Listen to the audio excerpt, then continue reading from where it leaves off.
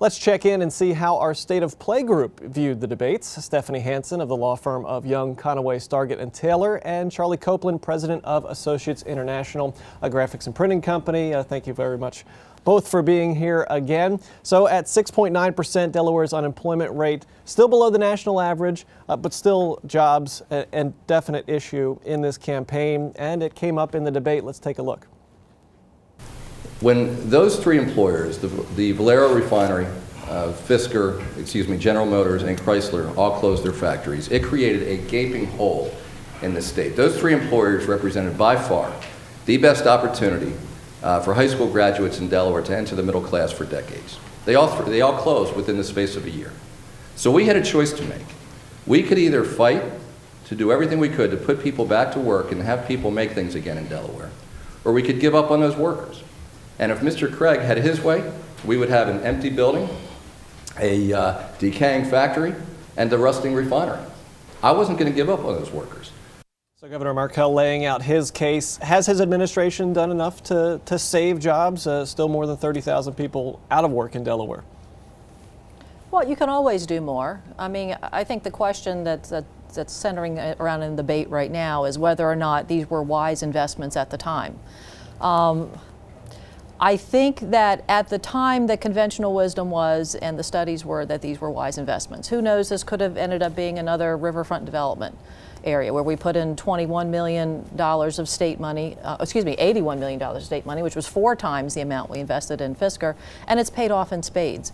And these were jobs that were lost. He's absolutely correct that this left a gaping hole, and these were one of the best routes to folks becoming part of the middle class, as opposed to taking a state job, which, you know, is not necessarily the best route. So I think that hindsight being 2020, we can look back, and we should look back to figure out where was the miscalculation, because there were miscalculations.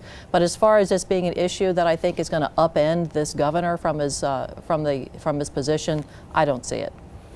Well, I agree that this is probably not going to upend the governor, since the man has raised close to $2 million for a race against a guy with 60,000.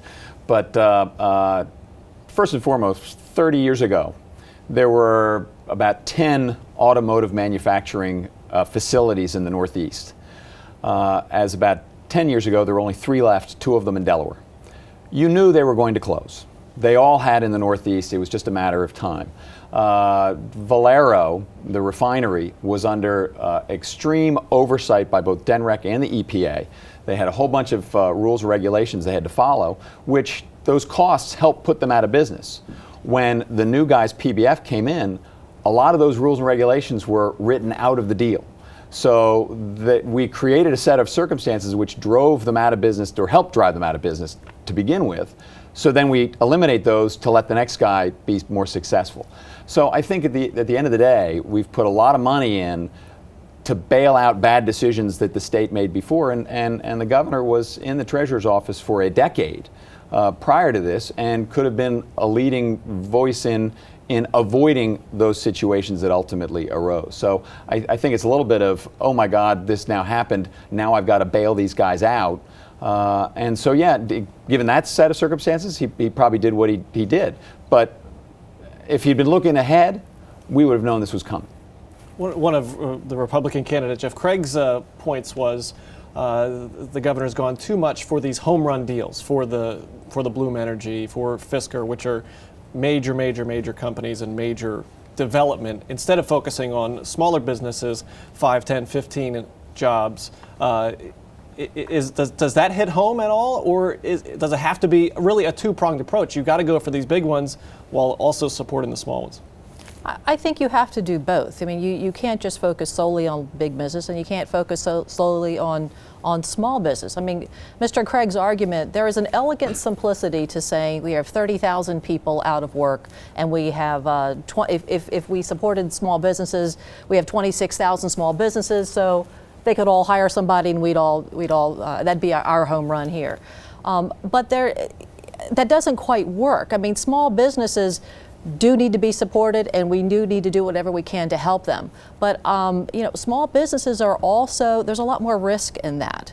Small businesses, when the economy suddenly takes a direction in the wrong, takes a bad direction, they're the first ones to lay off people, to lose people. It's a more risky, less less confident sort of a working environment. So we have to maintain large businesses as well. And I feel like I'm arguing the Republican side. I mean, oh my gosh.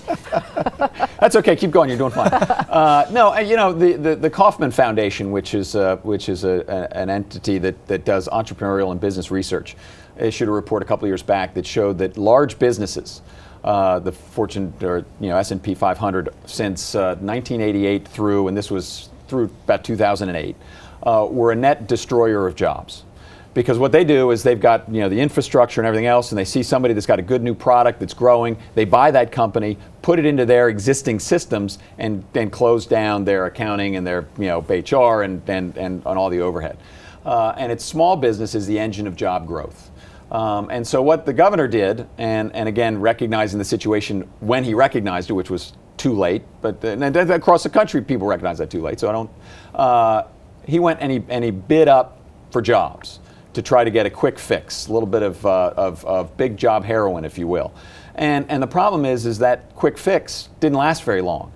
And now we're right back to where we were, where Fiskars, with their battery supplier going bankrupt yesterday, is not going to build a car. PBF is doing fine, but frankly, a lot of that is because of fracking technology and things like that the governor's been fighting. And then we've got the Chrysler facility, which I think is probably the best long-term play that the governor's had in building a more of a biotech, high-tech, science-based facility out in Newark. But it's that small business focus. How do you create an environment in which those researchers who are at DuPont or at the University of Delaware or at some of the larger companies, AstraZeneca, when they got rid of all their research people around here, if we had a facility to keep some of those people here, have them develop those products, those new growth industries, then you can create jobs. If we're talking about, everybody who cuts hair in the state of Delaware ought to hire another hair cutter, we're not going to be able to create the value necessary to grow an economy over a long period of time. Is it something that the governor, whoever it may be, whoever the next governor is, can do? The governor can't just hire a bunch of people. Is he taking on, do we put more responsibility on that position for creating jobs when there's so many other factors that go into it that the governor can't necessarily create jobs? I don't think the governor can snap his finger and have jobs created. But the governor can create an environment in which entrepreneurs and investors view Delaware as a more friendly place to put their money. And at the moment, that really isn't the case. And some of that is county rules and regulations, land use rules and regulations.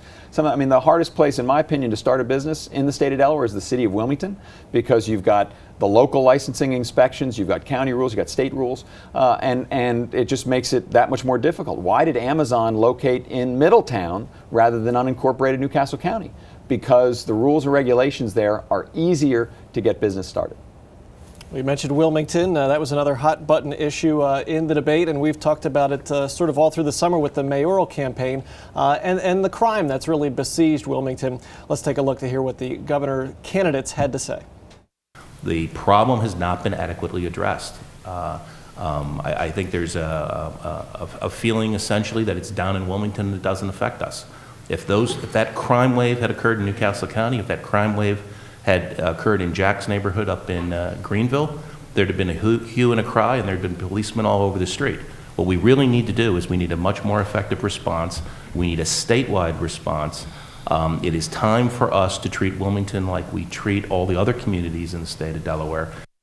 Has the state done enough to help Wilmington out to combat the crime problem? Because it really spreads beyond the city's borders and becomes a state problem. I don't know that I'd say that they haven't done enough. They certainly haven't. Whatever we've been doing hasn't been working all that well. So I think that we need to figure out a better plan. I mean, to Mr. Craig's point, we haven't been treating Wilmington the way we treat other communities. Well, I think that we've been treating Wilmington, I think that's true, we haven't. Many other communities don't have their own police force.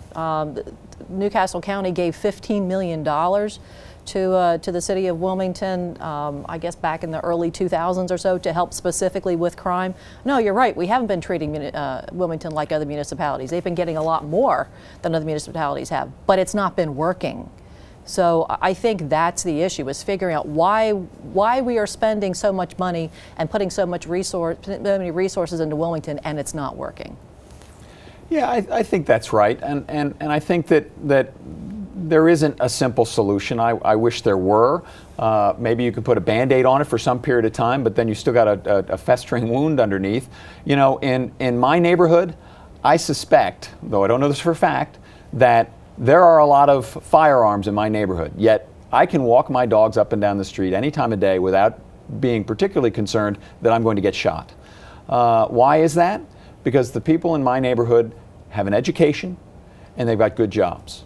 And you look at the city of Wilmington, and the educational achievement is well below the state average, which is well below, well, which is average in the country, which is only average globally. And so you've got low educational achievement, and then you look at the unemployment rate as a result of it, and it is staggeringly high. I mean, officially it may be 13%, but if you look at the people that aren't in the job roles because they're not looking for work, that number it may be doubled. And so without an education, without job opportunities, what are you going to do? And with the tucked in the debate about crime beyond the city of Wilmington and about home invasions and the debate over increasing the penalties for that, is crime creeping up on the economy as a big issue in Delaware? The two are definitely connected, like you said.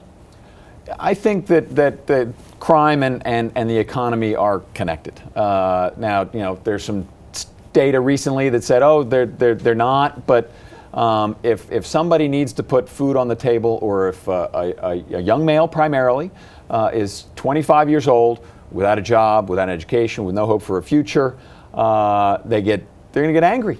I mean, you know, that's just the nature of how we're created, and that is going to lead to crime, whether it's petty crime or whether it's more violent crime, and those are societal issues that are exacerbated in the city of Wilmington because of education and everything else. All right, Stephanie Hansen, Charlie Copeland, thanks for being here on State of Play. We will see you both again next week.